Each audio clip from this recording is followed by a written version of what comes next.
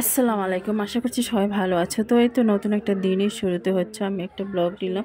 তো মানে অনেক দিন ধরে বাচ্চারা বাসায় নুডলস খেতে চায় না, একদম ওদের রুচির বাহিরে হয়ে গেছে। তো আজ বলছে যে না, ওরা নুডলস খাবে।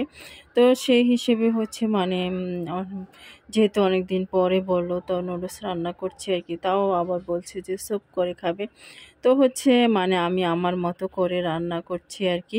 তো এইখানে কড়াই বসিয়ে পেঁয়াজ আর কাঁচামরিচ দিয়ে প্রথমে একদম ভাজা ভাজা করে আমি নুডলসটা তৈরি করব আর কি। তো নুডলসটা তৈরি করার জন্য পেঁয়াজ আর কাঁচামরিচটাকে একদম ভাজা ভাজা করে ভেজে নিয়ে যা মশলাতে যা যা আমি ব্যবহার করি, এক একজনে এক একটা কিছু ব্যবহার করে। তো আমি যা করি তাই আমি অ্যাড করব আর কি। তো একদম ভাজা ভাজা করে আমি এখানে একদম হালকা মশলা, কম মশলা দিয়ে রান্না করব। তো একদম রসুন 1 চিমটি, তারপরে আদা 1 চিমটি, এটাই জিরা আমি ব্যবহার করি না নুডলসে। আর যদি গোলমরিচের গুঁড়া থেকে থাকে তাও দিলে কিন্তু অনেক টেস্ট হয়। তো আজ আমার কাছে ছিল না বলে দেইনি।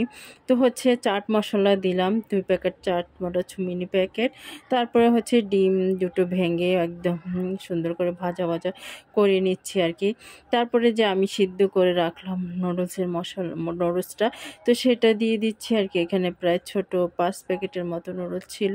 তো তৈল দিয়ে দিলাম, যেহেতু একটু তৈলটা মনে হচ্ছে কম হলো, তো সেজন্য তৈল আরও দিয়ে দিলাম। দিয়ে এখন একদম ভালোভাবে নেড়ে চেড়ে তারপরে নুডলসের মশলাটা আমি দাপে দাপে দিয়ে থেকে তো বারবার দেখছি আর লাগবে কিনা।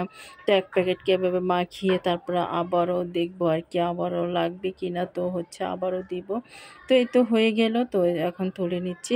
তো আমি আরেক পাশ দিয়ে মেয়ের জন্য স্যুপ রান্না করার জন্য ঝোলটা বসিয়ে দিব আর কি। তারপরে এই তো ঝিলমিল পিঠা বানালাম বিকেলের নাস্তা, আমাদের নাস্তা এটা। আল্লাহ হাফেজ।